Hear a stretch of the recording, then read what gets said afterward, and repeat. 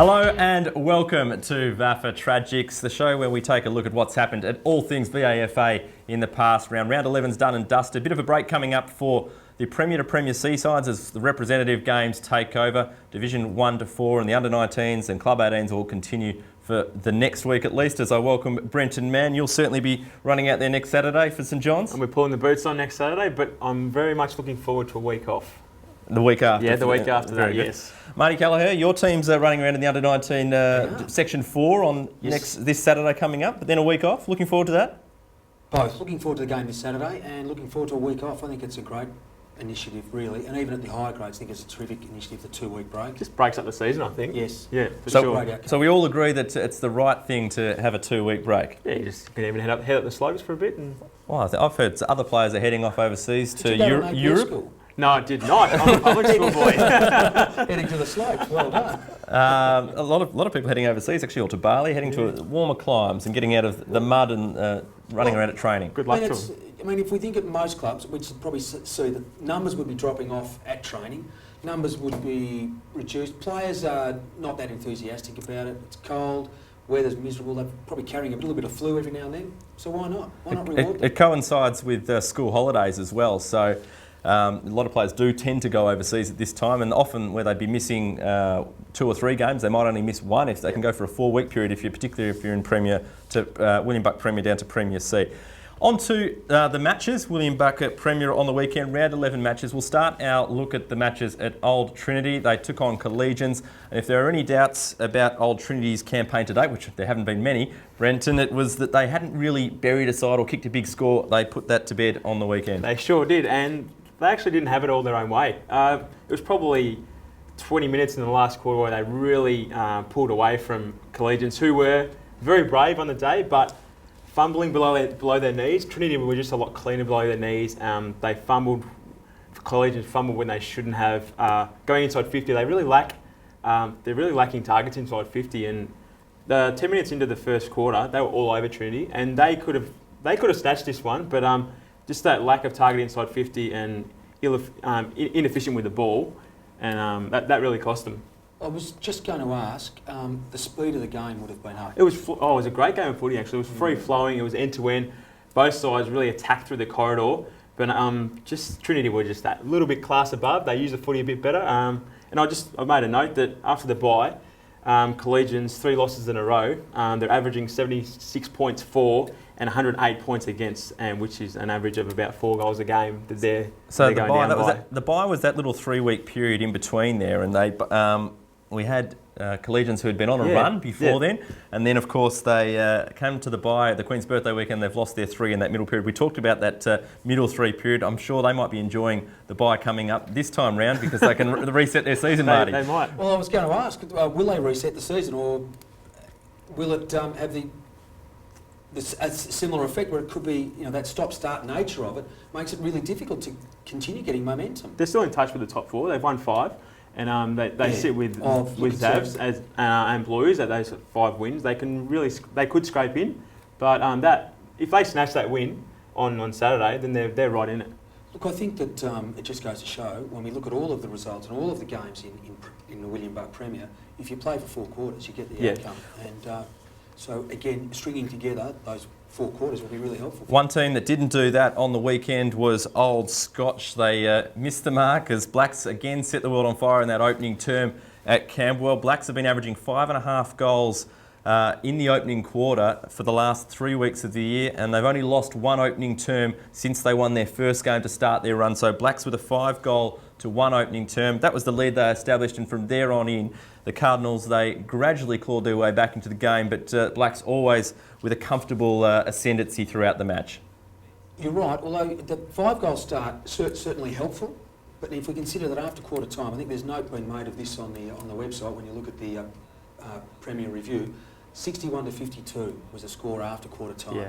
So really, the importance of, again, playing 4 quarters and getting there, and they just need more contributions right from the word go. What I'd take away from the game is that Old Scotch's skill errors are still really evident. I've watched a fair amount of this game. I haven't watched the complete game yet, but looking at the first half at least, Old Scotch still turning the ball over when they're in dangerous positions, kicking that last kick to half forward, players free, and they missed the target by 5 metres or so over the head, forces a stoppage or a turnover, and Blacks made them pay. And we talk about scores from turnovers all the time. Blacks was certainly adept at doing that on the weekend. So that's an execution thing, but that's also a game plan system thing. If they're going to be turning the footy over at will, then you can turn the footy over, but you can do it in the right spots. If you do it wide, you can push the ball out of bounds, but if you do it in that centre forward, centre back area, it bounces down the other end and the other team makes you pay. De La Salle and University Blues, Marty. De La, we thought it might happen, and it has. They've revived themselves. They've won 2 in a row. A great result for De La Salle. Uni Blues, after a 1-point win to break and a couple of wins, they drop another game at home. Which would be disappointing from their perspective too, because I mean, as we've said repeatedly on the show, your home ground is your fortress. You do want to actually hold on to those games. You do mark down 7 to 8 wins for home. There's obviously going to be 1 or 2 that you may drop, but you do look at that. But I think that you're right. De La, maybe the break for them is coming at the wrong time because they've got some momentum going. They've lost by 5 points to Zabs 3 weeks ago, 1 against Beaumaris 2 weeks ago, and then on Saturday, 1 against Uni Blues. So that break may come at a bad time for them. But gee whiz, the next game that they play is very interesting. It's against Scotch. It's a massive game. It'll be the broadcast game. I must apologise for last week too, assuming Scotch would not going to be relegated. Might have been the impetus. I want you to keep saying that. Yeah. The broadcast game, it'll be in round 12 as well, that game. De La Salle, their second halves, if anything, have been the key part of this revival. Earlier in the season, they were in games and playing really well for at least the first half of the game. Their ability to go on with it after half-time. Yes, yeah, I think you're right. We were speaking that before we came on, but the ability to keep playing for 4 quarters is really important. De La have been able to manage that over the last couple of weeks, which certainly is helpful. Obviously, then what it also proves then is you do get the result. The good thing from De La's perspective was they actually played 4 quarters, whereas the previous week they played 3. So you can't spot teams a 7-goal break. No, you certainly can't. Certainly not. The next game we're going to have a quick look at is St Bernard's and Beaumaris. Beaumaris were with them. Scores within range. I think there's a point the difference, or all square at quarter time. St Bernard's then broke away in the second quarter before completely annihilating Bowie in the second half, and the Sharks would be really disappointed with how they turned out in the second half. Yeah, it was actually 4 points at quarter time, and then after that, 19 goals to 2 in the following 3 quarters. And St Bernard's underlying their spread of goal kickers again with 12, and they're just an attacking machine. They are. St Bernard's defence and attack, I think they're number 1 ranked for attack, and I think they might be number 2 for defence. So they're getting the blend right at both ends. Whilst they're limiting Beaumaris to just 4 goals for the day, when they go forward, they're going forward with absolute venom. Purpose and venom, but also, again, what you see is that the spread of goal kickers. So there's enough players now around who can share the load, so you're not relying upon 1 or 2, but really to have 12 players kick goals. That's a dominant performance. Trinity and St Bernard's registered. I think Trinity had 11 goal kickers, St Bernard's 12 on the weekend. It's looking that way that they're going to be there at the pointy end of the season, and it's going to be fantastic games of footy. Tom Sullivan with 5 goals there for St Bernard's as well. He's working his way back into form after spending a bit of time out with injury. Kerry and Zaz, before we talk about this game, we had the beautiful situation where a couple of old Zaz boys said they wanted to call the game. We gave them permission here, or the VAFA gave them permission to do so. And reminded me, I think, when you have a listen to this call in just a second, of 5AA or the Adelaide commentators when the Adelaide Crows are playing. Take a listen. Beetham, he goes long with another short kick to Crowther. Crowther off to Cust here, who kicks short. Goes long. It didn't look good off the boot, but it's gone through. It's all through the big stuff. Don't draw pitches in golf, boys. Absolutely. So Carey back away with a dimmer. He handballs it off. They've got numbers everywhere here. Good tackle. Holding the ball. Great tackle there by Tiernan's. Tiernan's had a great day at the park. Still plenty of time left, boys. He's got the free kick now. Kick short. Barry on the lead. He can hold it up. That's only 50 there. Played for 50. 60 out. Oh, Darvell! He's been outstanding. Couldn't get enough of it though. He was tackled, wrapped up, and it's out of bounds. 50 out from their goal. And he's gone deliberate. He's gone deliberate. Caden Beetham has the kick now. Here we go. 40 out. Caden Beetham. What will he do? Carey going to push numbers back, surely. You'd have a shot, wouldn't you? Caden Beetham. Left footed, Kate. Here he goes. Surely he can kick left. Will the siren go? Caden Beetham, the man who can stand up, had a great second half. Drafted to St He will Kilda in come 99. in. The man from St Kilda, Caden Beetham. It's come to the top of the square. Henley! He hasn't got it though. Didn't get another. It brought to ground. We're going to have a ball up 10 metres out, 15 metres out. Oh, he's dragged it in, is he? No, he's not. No, settle Speedy. There were a lot of people asking for that. What is it? So, what's your take on that before we review the game? Don't go early. That's all right. That's my take. Don't go early. I love their enthusiasm. Oh, I do love their enthusiasm. It's just terrific, isn't it? Absolutely. It's up there with when players celebrate a point when they think it's going to go through for a goal and they end up celebrating a point. And my old mate Aaron Thornton would definitely know about that. He's a bit of an early celebrator, is Oh, he? it goes very early. We like an early celebrator, but just like the commentators are a bit early. Perhaps Zabs are a bit early in their celebrations as well. At three-quarter time, they were leading comfortably. They'd led throughout the game. I don't think Carey had hit the front all day. And they kicked the last couple of goals of the third quarter, the Panthers, before going on to kick the only 5 goals of the final quarter and win by 8 points against Old Zabs. They would have been disappointed with this because if they won it, they would have been up to third and Carey would have been out of the 4. But instead, they're now 6 points behind the Panthers. Well, they've just been consistent with their inconsistency this year and they will be very disappointed with that. I guess they just lost the momentum in that last quarter and couldn't arrest it back.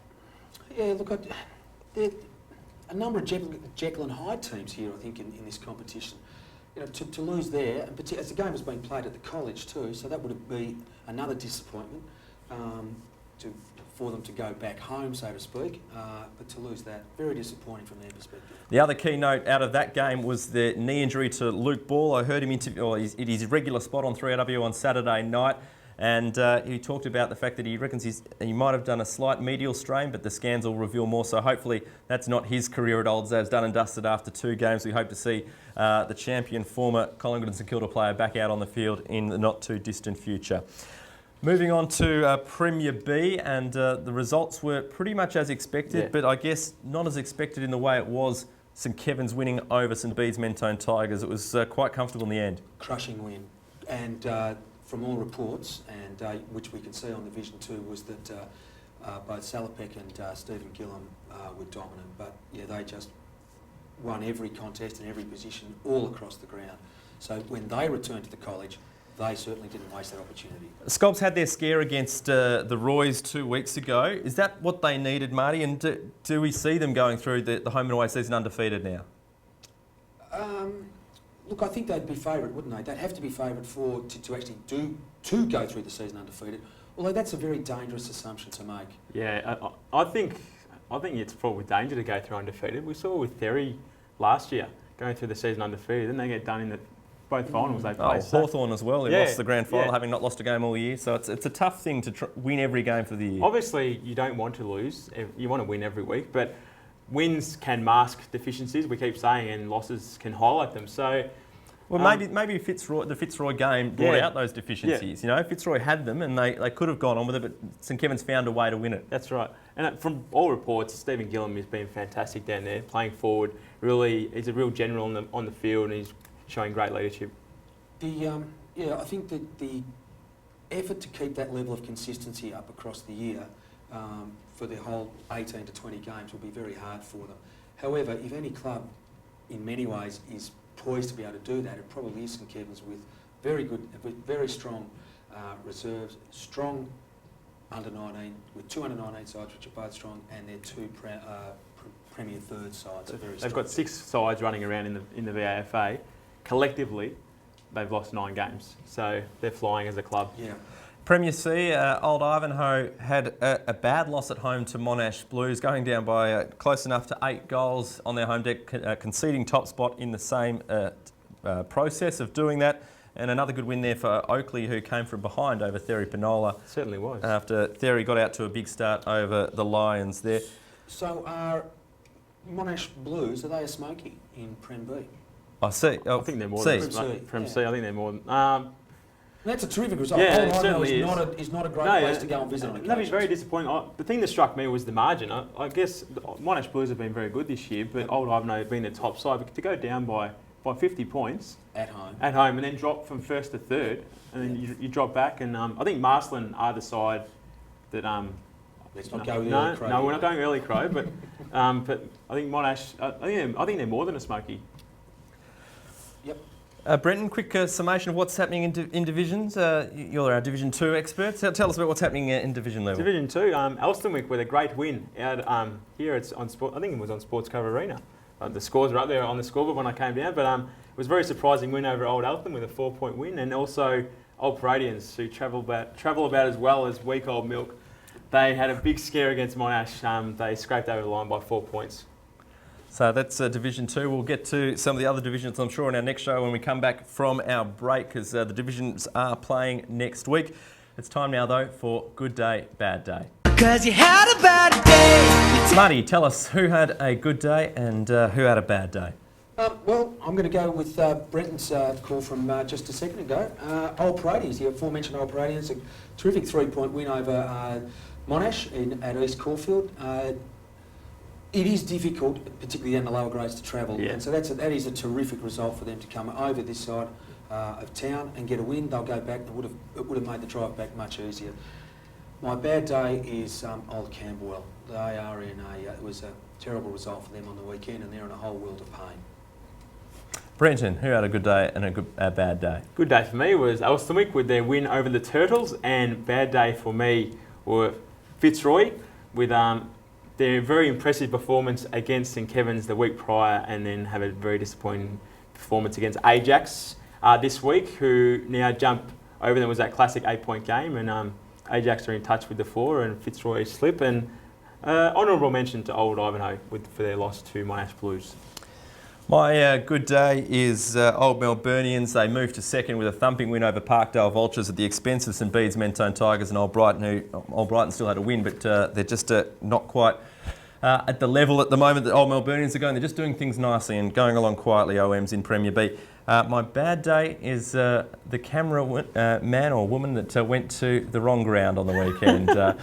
Old Ivanhoe and Ivanhoe Park, they're in close proximity, but unfortunately our camera operator went to Ivanhoe and Northern Blues. So for Ivanhoe and Northern Blues fans in Division 2, you can Division 2, yeah? 2, yes. You can watch that game now on VAFA TV. Old Ivanhoe and Monash Blues unfortunately missing out this week. No Fitzy here to fire on 5 this week. You'll have noticed his absence, I'm sure. A bit more room at the desk. There is still plenty of time for Marty Kelleher's Wine of the Week.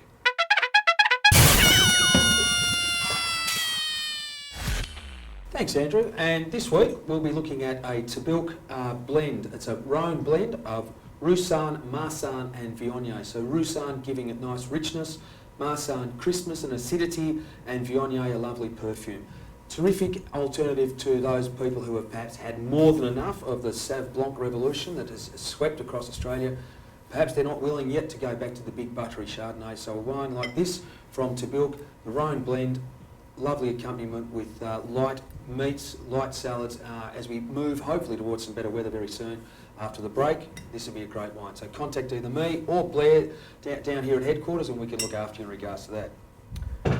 Now, wine of the week. The state selectors with the under-19s.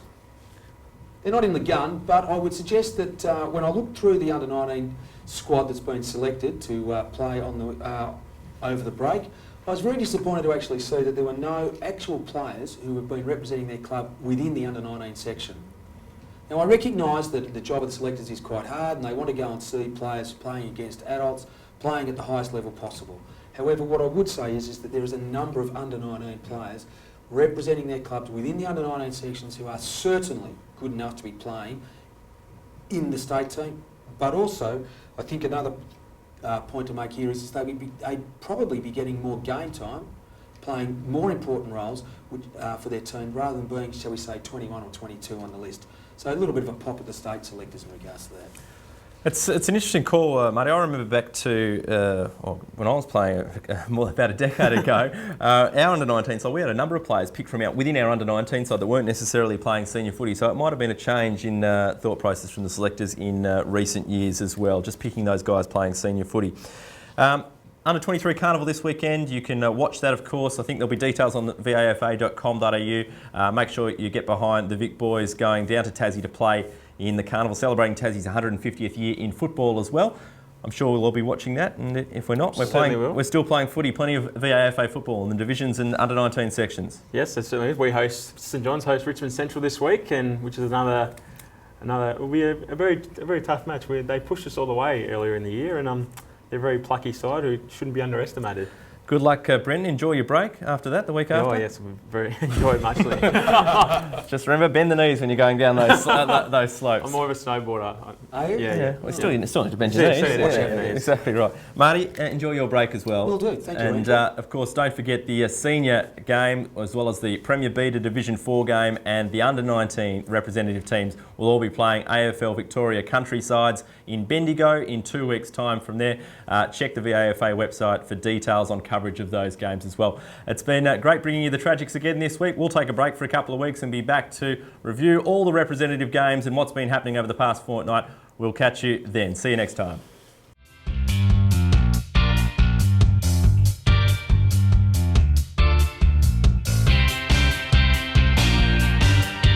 VAFA TV at vafatv.com.